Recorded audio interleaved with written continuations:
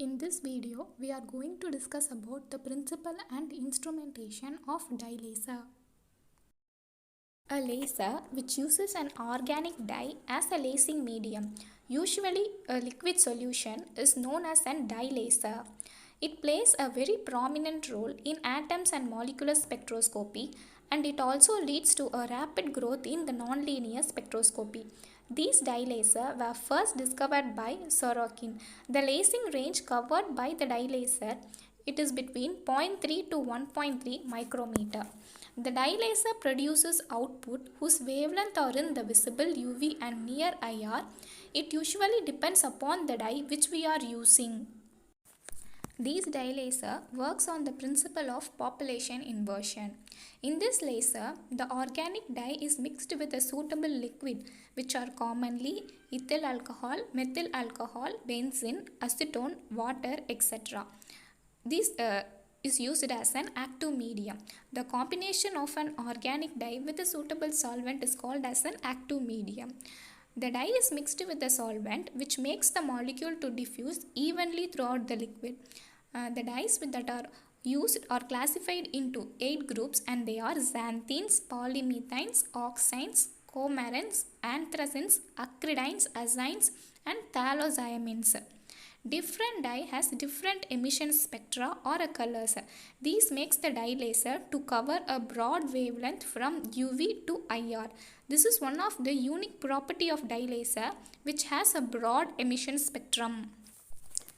Now we are going to discuss about dyes. The most commonly used dye is rhodamine 6G, which emits in an yellow-red region. For emission in a blue-green region, coumarin dyes are used. These dyes have a very complicated structure, hence the structure of a coumarin dyes and rhodamine 6G dyes are given below.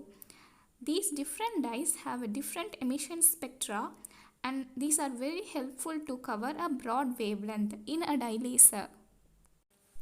For the instrumentation of a dye laser, the components which are used are active or a lasing medium, pumping source and a mirror.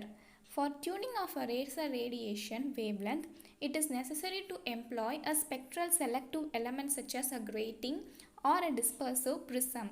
From the diagram, we can see that the laser radiation can be tuned by using a grating, and it passes through the dye, and we can get the emitted laser radiation from the mirror. The dye is normally pumped by using a flash lamp or a laser. NdArc laser is also used in pumping. The large amount of thermal energy transferred to the dye solution causes a variation in the refractive index, which results into the losses in cavity. In order to overcome these effects, the solution is rapidly circulated through the dye cuvette. One mirror in the laser cavity is replaced by the diffraction grating. To reflect the radiation along the cavity axis, the angle normal to the grating makes with the cavity axis must satisfy Bragg's condition, which is a 2d sin theta is equal to n lambda.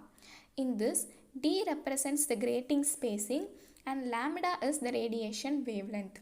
Wavelength tuning is accomplished by rotating the grating, from which we can change the angle theta, and hence the output radiation wavelength can also be changed. Tuning can also be accomplished by using a prism instead of grating. In this arrangement, the cuvette is tilted in such a way that the perpendicular to its wall makes Brewster angle with the direction of the dye radiation. The radiation generated is linearly polarized. The wavelength generated depends upon the orientation of the mirror M1 to the prism. Hence, the schematic representation of this method is given below. The dye laser can also be operated longitudinally. In this method, at one end of the cavity containing the dye cell, there is a totally reflecting prism, while at the other end there is a mirror. The mirror used is opaque to the pumping radiation which enters the cavity, and hence the output radiation leaves the cavity through the mirror. The schematic representation of a longitudinally operated dye laser is given below. Hence, in this video, we can understand about the principle and the instrumentation of the dye laser. One of the major advantage of dye laser is Tuning is possible in low cost and the construction is not complex. It is very useful in the study of spectroscopy, hence, the absorption and the emission spectra of various materials can be studied. Thank you.